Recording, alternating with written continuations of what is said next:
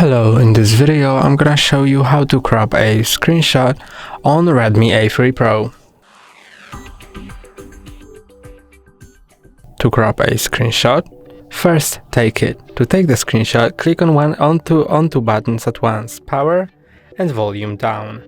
So let's click on them at once and it makes a screenshot, then click on it in top right corner.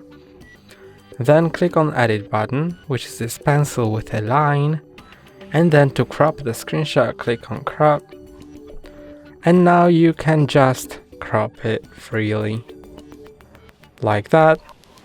Then click here to approve and click in top right corner to save, and now it's saved to your gallery.